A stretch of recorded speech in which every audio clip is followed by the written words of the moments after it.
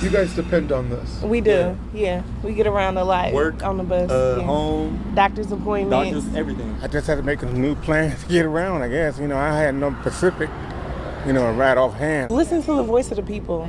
I think that should be the message. Listening to the people, coming to get our opinions on it would be the best solution, because it's not about y'all. Y'all not riding the bus. I live out there, she live out here. We wouldn't be able to, spend time together as a family if, the buses stopped running. It could affect more than myself and others. So I hope they just get down and compromise or something, because some people really need the transportation. The city of Kansas City and KCATA, thank God, they recently came to an agreement to allow the bus system to still be functional in Kansas City for another 12 months.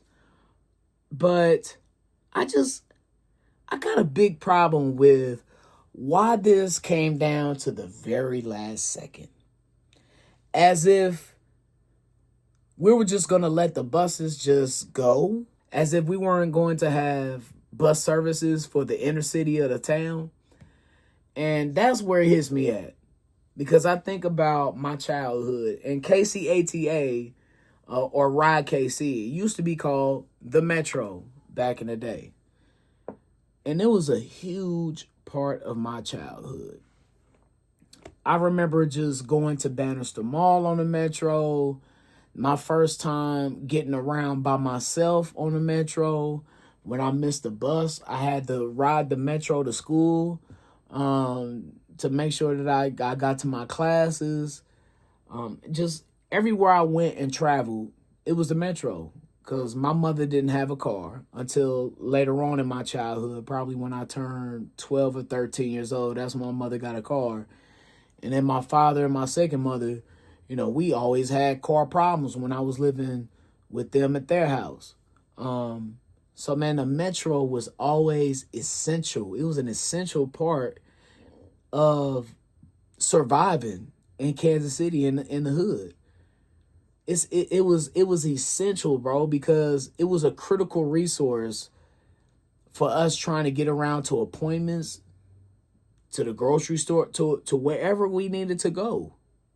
And just think about it. Just take yourself out of 2025 and go back to 1995. There's no Uber.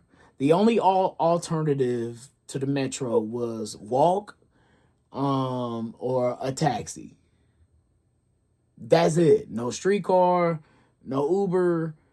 You couldn't easily text nobody to come get you. People was out, at work, or, it was just so difficult to get around sometimes. And the thing that we relied upon was the Metro.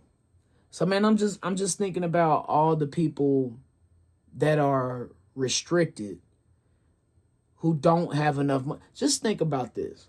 A car payment, insurance, gas easily can be $700 minimum plus a month. And it's money that most families in the hood just simply do not have. So it's like, without this bus service, our most vulnerable are stranded. So how can we let this go down to the very last second with coming down to an agreement just for another year, just for 1 year? You mean to tell me that funding is that low for it? You mean to tell me there was no other alternatives? There was no other solutions? There's no plan B or C for this critical resource to our people that need it in the inner city in KC? I find that appalling. I do. And now, you got to think about equal access to opportunity. Because face it, man, if you don't have a car in Kansas City, it is extremely difficult to get a well-paying job.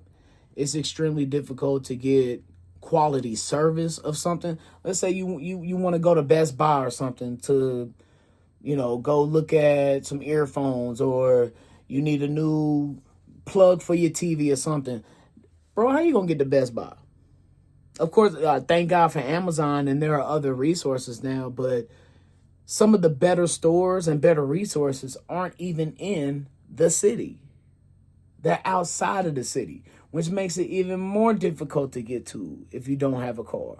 And then to go along with all of that, it's like the zero fares are potentially going to end next year as well. Now, getting on the bus now, nothing's going to change this year in 2025. But starting in 2026, it's going to be some changes. Like the fares are going to return. I think they're saying $2 fares for a transfer or something like that. And if you can't afford that, there'll be some sort of free pass or reduced price pass or something like that. They're not sure how all that is figured out right now, but somehow, some way, man, this has to extend far beyond 2026. Hell, this year is almost over. We are almost at 2026 right now, and it's like, are we going to be right here back at the negotiating table again in the same spot? Because 12 months just is not enough long term for this world-class city we call Kansas City. And if we want to call ourselves a world-class city, then we got to have world-class transit for everybody, not just those who can afford cars. This city has to be accessible. This is a big city as far as the size of it. This city is big, and it's hard to get around if you don't have the proper transportation. So I'm just imagining young Brian and young people in the hood, young parents, single parents, trying to get to doctor's appointments, trying to get to the grocery store, trying to just take care of just simple business. It's difficult if there's no bus service. So man, this is just my plea for KCATA and for Kansas City to come to some sort of long-term solution, because we can't keep hurting our most vulnerable in Kansas City.